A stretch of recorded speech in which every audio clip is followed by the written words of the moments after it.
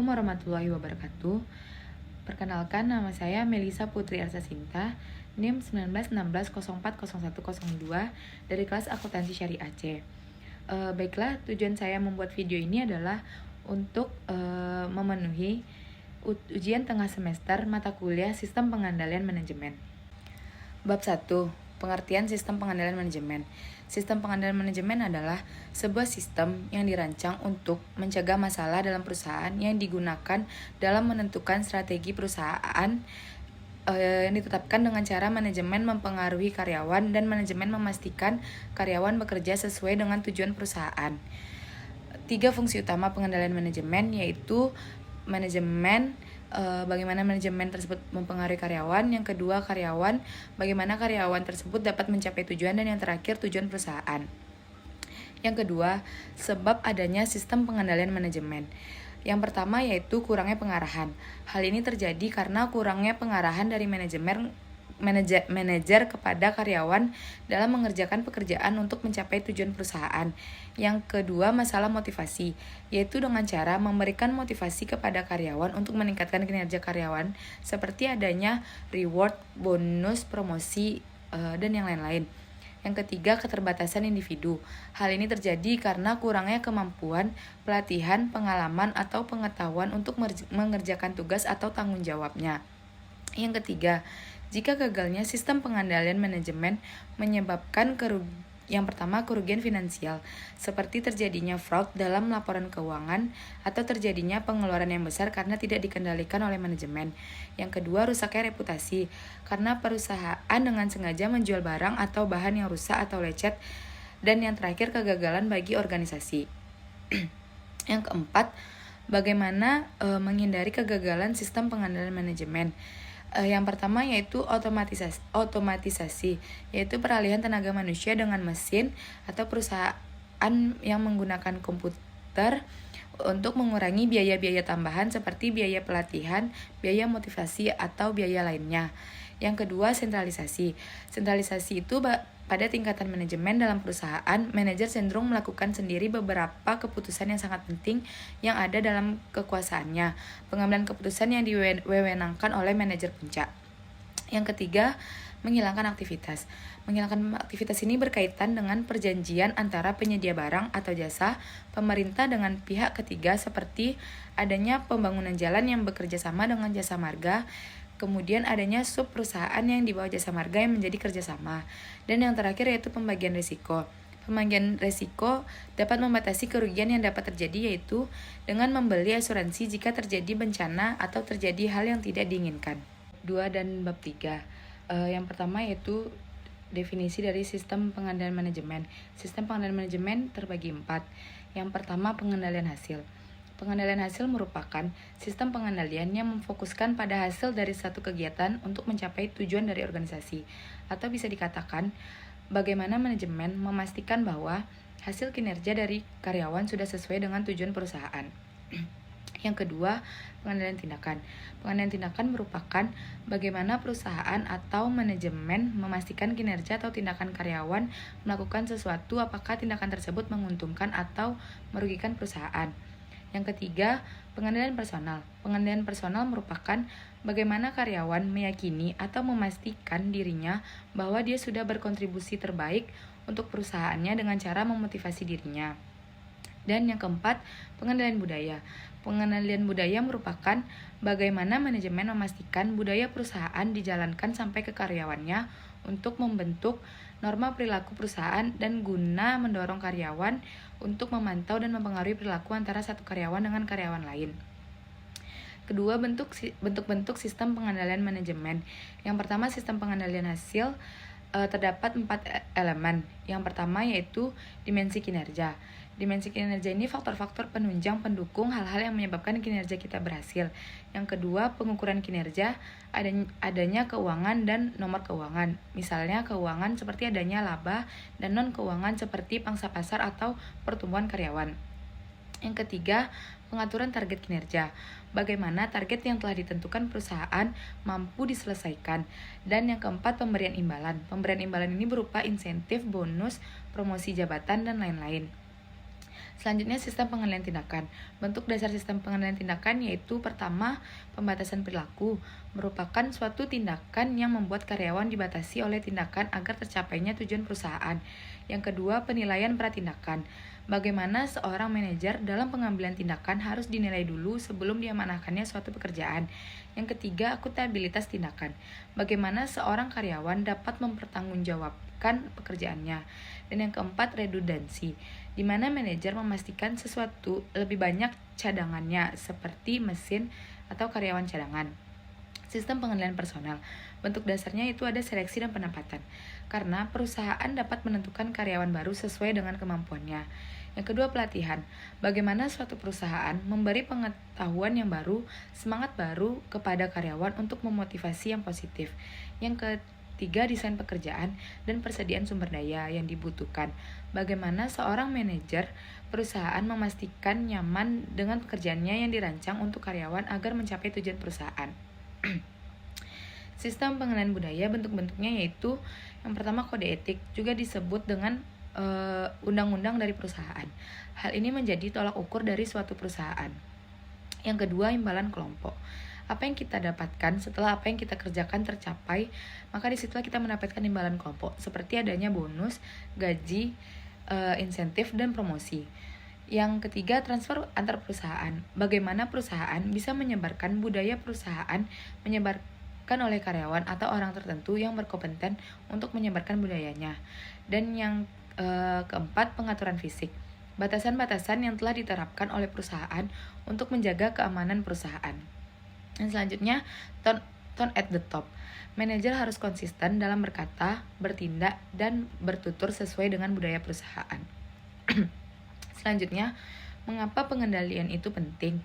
Yang pertama, pengendalian hasil itu penting karena dapat mengendalikan perilaku karyawan pada berbagai tingkatan organisasi.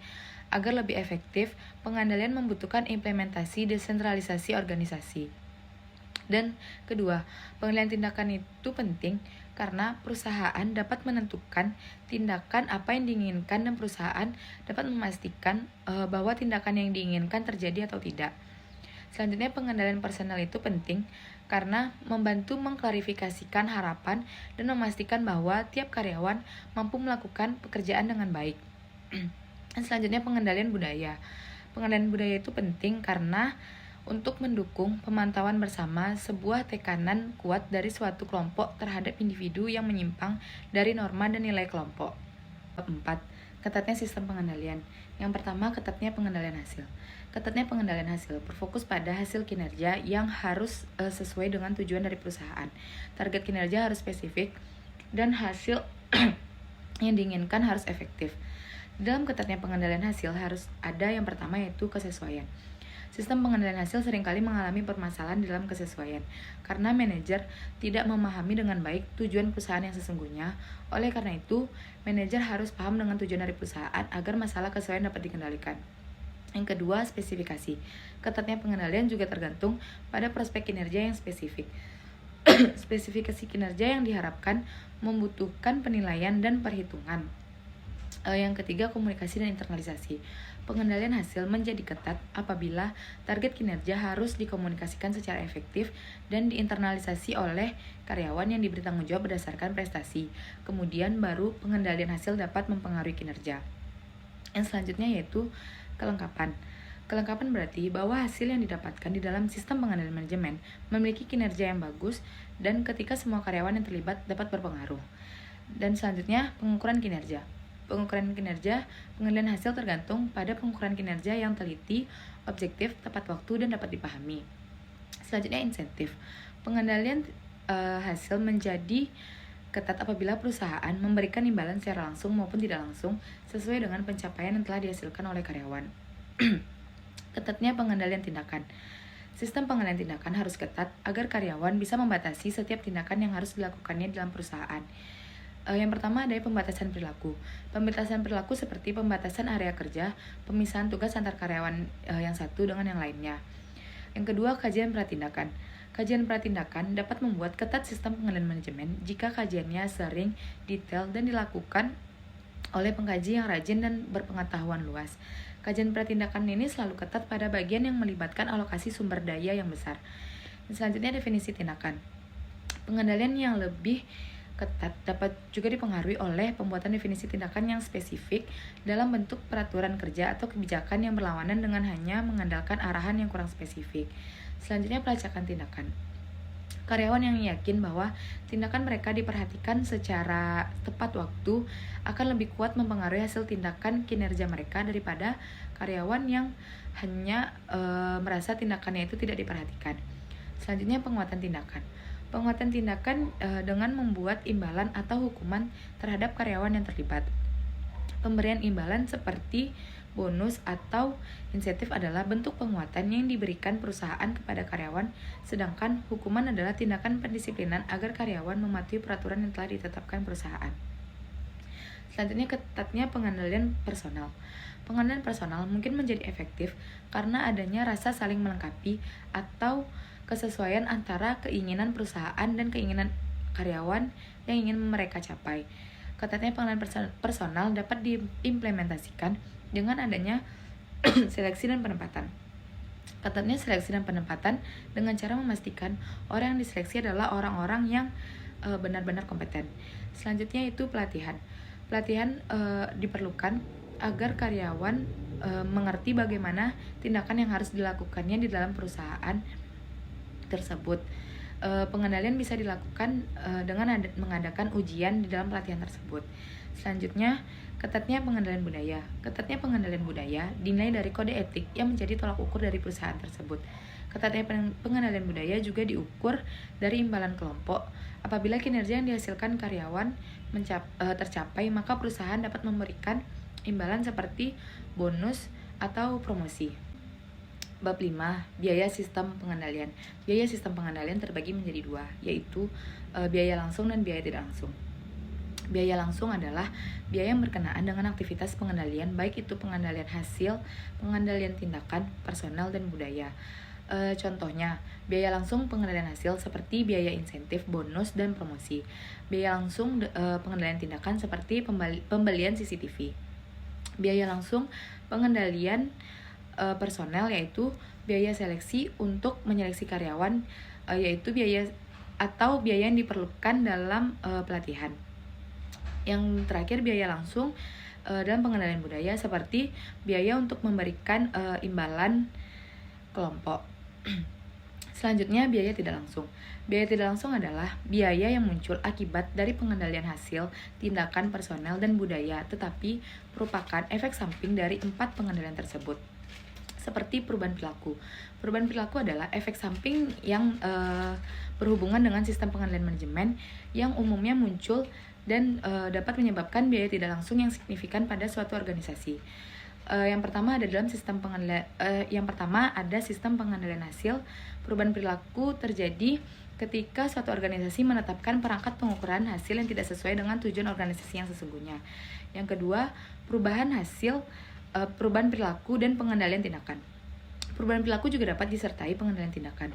Satu bentuk perubahan yang berhubungan dengan karyawan, memperhatikan apa yang mereka lakukan tetapi mengabaikan apa yang mereka capai. Dan yang ketiga, perubahan perilaku dan pengendalian personel.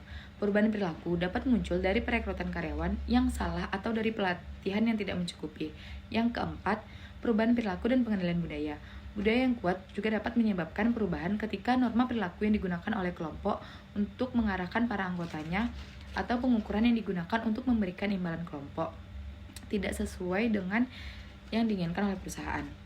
Selanjutnya ada gamesmanship.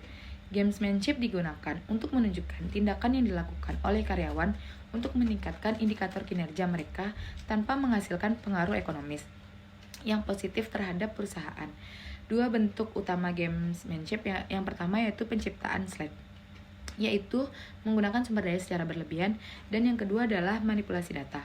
Manipulasi data terdiri atas dua bentuk dasar, yaitu pemalsuan dan manajemen data. Pemalsuan ini melibatkan pelaporan data yang salah dalam artian bahwa data tersebut diubah, dan yang kedua manajemen data melibatkan beberapa tindakan yang diambil untuk mengubah hasil dari laporan. Selanjutnya itu ada perilaku negatif. Pengendalian hasil tindakan personel dan budaya tersebut juga dapat menyebabkan efek negatif terhadap perilaku, termasuk ketegangan pekerjaan, konflik, frustasi, dan perlawanan. Perilaku negatif mungkin disebabkan oleh banyak faktor. Yang pertama ada kondisi ekonomi, struktur organisasi, dan proses administrasi baik secara terpisah maupun gabungan dari faktor-faktor tersebut. Selanjutnya, penundaan pekerjaan. Penundaan pekerjaan dapat menyebabkan reaksi manajerial yang merugikan, seperti reaksi yang merusak perilaku yang harus diperiksa oleh pengendalian. Misalnya, persetujuan yang membutuhkan beberapa tanda tangan manajer. Dalam kondisi seperti ini, persetujuan yang dibutuhkan terkadang menghambat pelaksanaan dari perusahaan tersebut.